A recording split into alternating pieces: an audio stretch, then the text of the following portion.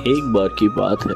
हरियापुर गांव में रमन नाम का एक किसान अपनी पत्नी सुनीता के साथ रहता था।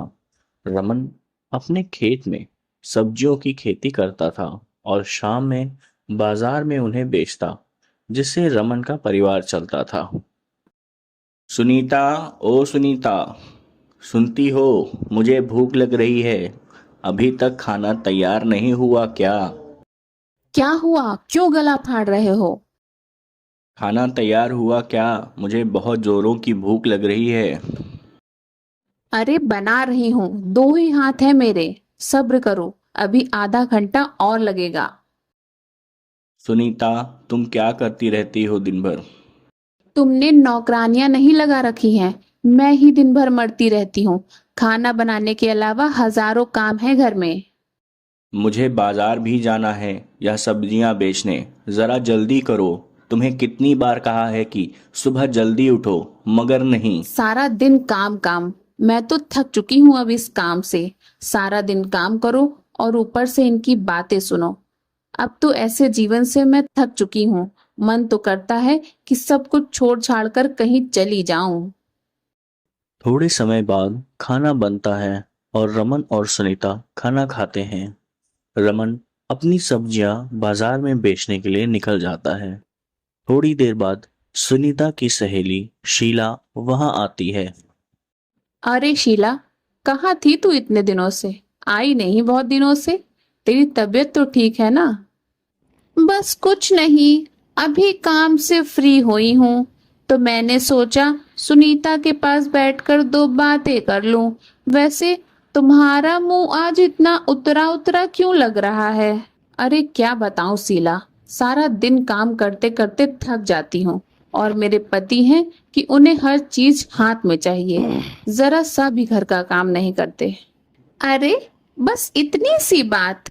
सुनीता बहन, मेरे पास तुम्हारे लिए एक उपाय है। उपाय? अगर यह उपाय तुम करोगी तो तुम्हें काम नहीं करना पड़ेगा। मेरे लिए उपाय? तुम्हारे पास? मैं कुछ समझी नहीं। ऐसा क्या उपाय है जिससे काम नहीं करना पड़ेगा? जल्दी बताओ शीला। यह उपाय सुनने के लिए मेरे कान तरस रहे हैं। अरे सुनीता बहन, तुम बीमार होने का नाटक तो कर सकती हो ना। तुम अपने पति से कह दो मेरी तबीयत खराब है, मुझसे खाना नहीं बन रहा, फिर देखना तुम। यह उपाय तो तुमने बहुत बढ़िया दिया है शीला, पर इससे कोई परेशानी तो नहीं होगी ना? कैसी परेशानी? ये तो मैं भी करती हूँ। जब मेरा काम करने का मन नहीं करता ना, तो मैं भी अपने पति से बीमार होने का नाटक करती हूँ। ठीक है, आज मैं भी ऐसा ही करूंगी। ठीक है बहन, अब मैं चलती हूँ। कुछ समय बाद रमन अपनी सारी सब्जियां बेचकर अपने घर आता है।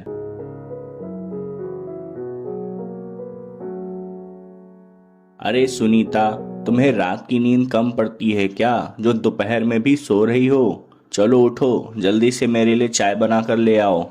मेरे पैरों में बहुत दर्द है, रसोई तक जाने की शक्ति भी नहीं है, तो फिर मैं चाय कैसे बनाऊंगी? अच्छा ठीक है, तुम आराम करो, मैं जाकर चाय बना लेता हूँ। तुम्हारे लिए भी बनाऊंगा। शीला का उपाय मेरे काम आ रहा है। अब आएगा मजा।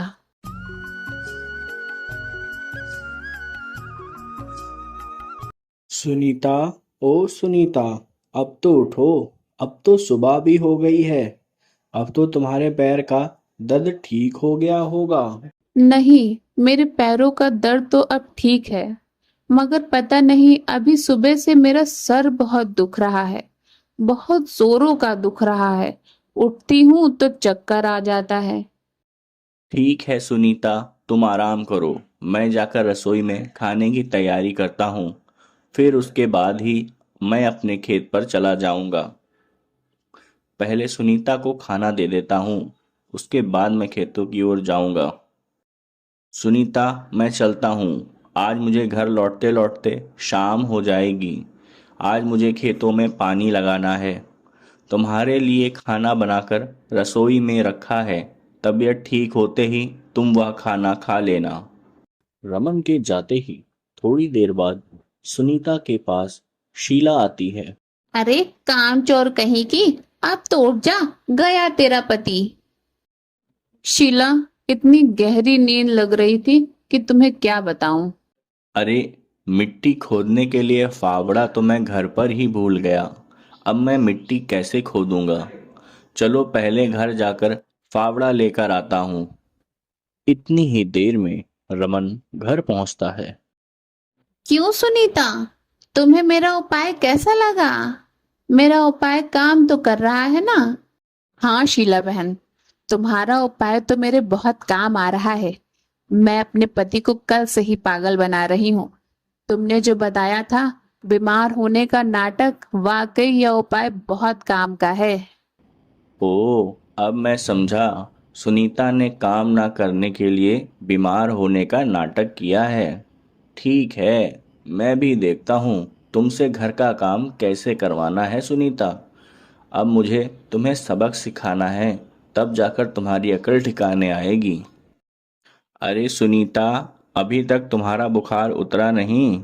नहीं, अभी नहीं, अभी भी सर में दर्द है थोड़ा। अरे, ये तुम्हारे पैर में चोट कैसे लगी? कुछ नहीं सुनीता, खेत में काम करते करते अचानक से चक्कर आ गया और मैं खेत की मेड़ पर गिर पड़ा, जिस वजह से मुझे यह चोट लग गई। अरे बाप रे बाप, तुम्हारा पैर तो बहुत दुख रहा होगा। नहीं सुनीता, तुम आराम करो, तुम्हारी तबीयत ठीक नहीं है। मैं हम दोनों के लिए खाना तैयार करता हूँ। अब क्या करें सुनीता, तुम्हारी भी तबीयत खराब हो रही है और मेरा भी पैर टूट गया। पता नहीं अपने घर को किसकी नज़र लग गई है। नहीं, तुम्हें खाना बनाने की कोई जरूरत नहीं है। अब मेरी तबीयत ठीक है, मैं जाकर अभी खाना तैयार करती हूँ, जब तक तुम आराम करो। कुछ समय बाद खाना तैयार हो जाता है। सुनीता, डॉक्टर साहब ने मुझे 1 महीने तक काम ना करने के और चलने फिरने के लिए मना किया है। उन्होंने कहा है इस पैर पर ज़रा भी जोर मत देना। सुनीता, अब मैं खेत पर कैसे जाऊंगा? सब्जियां कैसे बेचूंगा? हमारा घर कैसे चलेगा? मैं कल से रोज जल्दी उठकर खाना बनाकर सब्जी बेचने बाजार जाऊंगी, जिससे हमारा घर चलेगा। हाँ, कल से मैं ऐसा ही करूंगी। यह सब मेरे कारण हुआ है। ना तो मैं इनसे इतना ज्यादा काम करवाती और ना ये खेत में चक्कर खाकर गिरते। अरे, मैंने क्या सोचा था और क्या हो गया। अब इस परिस्थिति में मुझे ही कुछ करना होगा। मुझे लगता है सुनीता कुछ गहरी सोच में है। सुनीता का यह हाल मुझसे देखा नहीं जाता, मगर मैं क्या करूं? सुनीता को सबक भी तो सिखाना है। सुबह सुनीता जल्दी से उठकर खाना तैयार करके सब्जी का ठेला तैयार करने लगती है। इतने में शीला वहां आती है।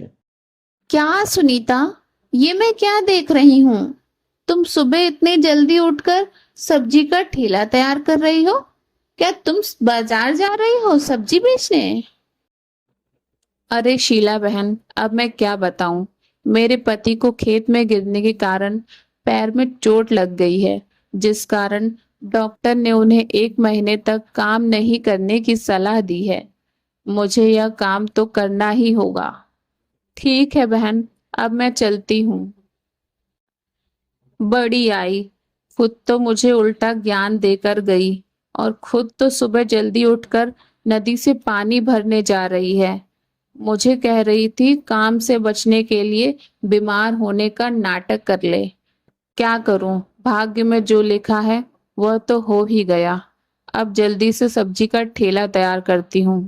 रमन सुबह उठता है और बाहर की ओर जाता है। अरे सुनीता, तुम इतनी सुबह सुबह क्या कर रही हो? कुछ नहीं जी, बस तुम्हारे बदले बाजार जा रही हूँ सब्जी बेचने, ताकि हमारा घर चल सके। अरे सुनीता, तुम्हें यह सब करने को किसने कहा? तुम्हारी भी तो तबीयत खराब है। ऐसे में तुम इतना काम करोगी तो तुम्हारी तबीयत और ज़्यादा बिगड़ सकती है। चलो उठो, जाओ और आराम करो। मैं ये काम खुद कर लूँगा। सुनिए जी, मेरी कोई तबीयत खराब नहीं है। मैं तो बीमार होने का नाटक कर रही थी। मुझे माफ कर दीजिए। मुझे काम न करना पड़े इस कारण वह मैंने आपसे झूठ बोला था। सब झूठ? इसका मतलब तुम इतने दिनों से काम नहीं करने के चक्कर में बहाने बना रही हो और सारा काम तुम मुझसे करवाती थी। मुझे माफ कर दीजिए जी। मैंने बहुत गलत काम किया है। अब मैं आगे से ऐसा कभी नहीं करूंगी। आइंदा मैं ऐसा कभी नहीं करूंगी। मैं आपसे वादा करती हूँ। आप जाकर आराम करिए। मैं बाजार में सब्जी बेचने जाऊंगी। मुझे भी माफ कर दो सुनीता। मैंने भी तुम्हें सबक सिखाने के लिए एक छोटा नाटक किया। इसका मतलब तुम सब जानते थे? हाँ सुनीता, उस दिन मैंने बाहर से तुम्हारी और शीला की सारी बातें सुन ली थीं। तब भी मैंने ठान लिया था सुनीता को सबक सिखाना है। तुम काम से बचती हो, तुम इस घर की लक्ष्मी हो। अगर तुम ही काम नहीं करोगी तो फिर कौन काम करेगा? मुझे माफ कर दो। मैं आगे से कभी ऐसा नहीं करूंगी। मुझे अच्छे से समझ आ गया है। ठीक है सुनीता, अब तुम जाकर खाने की तैयारी करो। मैं अपना काम खुद ही कर रहा हूँ। दोस्तों, आपको ये कहानी कैसी लगी? अपना प्यारा सा कमेंट करके हमें ज़रूर बताएं।